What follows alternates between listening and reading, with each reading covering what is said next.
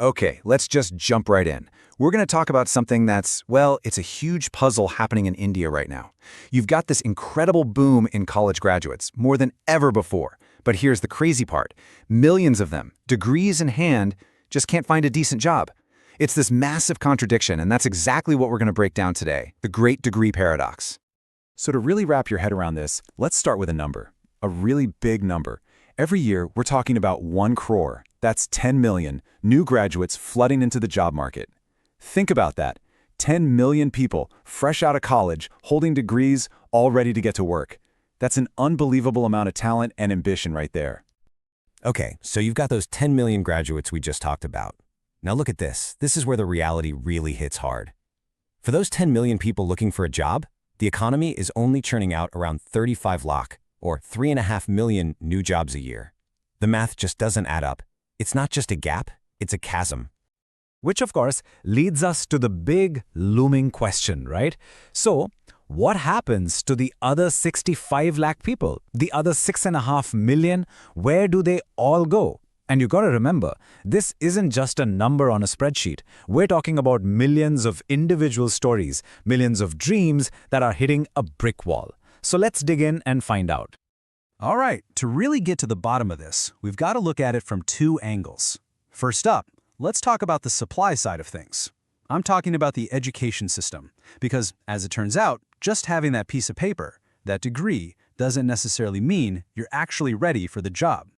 And this right here, this is the heart of the problem.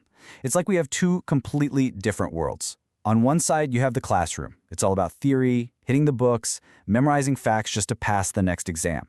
But then you have the real world, what companies actually need. They're looking for practical skills, people who can jump in and contribute right away. And there's this huge, gaping disconnect between what's being taught and what's actually needed. So if we drill down a little deeper, you can see the main culprits. You've got that education-employment mismatch we were just talking about, for starters. Then there's a serious lack of real hands-on training. The curriculum in so many places is just outdated. It hasn't caught up with the industry. And to top it all off, the career guidance students get, it's often pretty poor, pushing them into fields where there just aren't enough jobs. And what does this look like in the real world?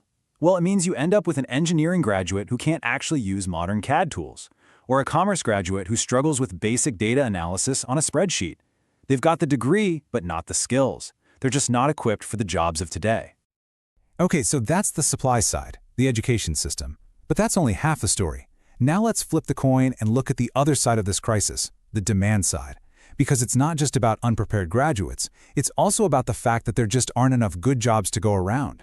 Think of the job market less like an open highway and more like a tiny, narrow funnel. You've got slow industrial growth, you've got technology and automation eating up jobs, and the result is that millions and millions of applicants are all trying to squeeze through that funnel to get one of a handful of good roles. The competition is just brutal. And you know, when things are so uncertain, what does everyone want? Security, stability. And in India, that often means one thing, a government job. A sarkari job. It's seen as the gold standard, the ultimate safe bet in a really rocky sea. And this obsession, this drive for a government job, just pours gasoline on the fire of competition. I mean, just look at these numbers. It's absolutely wild. This chart shows it all. You can literally have 2 million people applying for just a couple thousand jobs. 2 million for 2,000 spots. It's not a job hunt, it's a lottery. And this massive over-reliance on one sector is putting an insane amount of pressure on the whole system. And it doesn't stop there. There are other big forces at play, all squeezing the job market at the same time. First, you've got tech and AI, which are just wiping out traditional jobs. Second, industrial growth is just too sluggish to soak up all this new talent. And finally, whatever good opportunities are out there, they're all clustered in a few big cities. So if you're not there, you're pretty much out of luck. So you add all this up, millions of educated, talented, ambitious young people with nowhere to channel that energy. What happens next? Well, the fallout from this goes way beyond just unemployment statistics. It starts to create these really deep, lasting cracks in society itself. And that brings us to a really important idea called underemployment. This is key. It's not about being jobless. It's about being in a job that is way, way beneath your qualifications. The classic example, right? An MBA grad who's stuck doing simple data entry work. Sure, they have a job, but all that education, all that potential, it's just going to waste.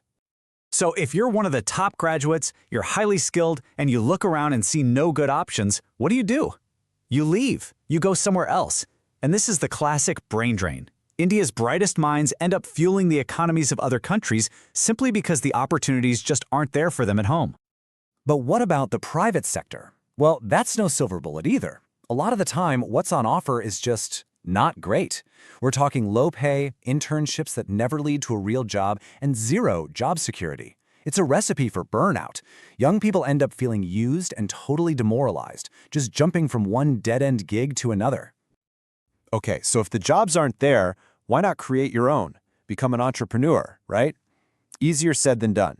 For so many, trying to start a business is like running an obstacle course. There's no support system, you're drowning in red tape, you can't get funding, and on top of all that, you might have to deal with corruption and nepotism, where who you know matters more than what you can do. And that's where we'll leave it, with what might be the most critical question of all. For generations, a college degree was supposed to be the golden ticket, your path to a better future.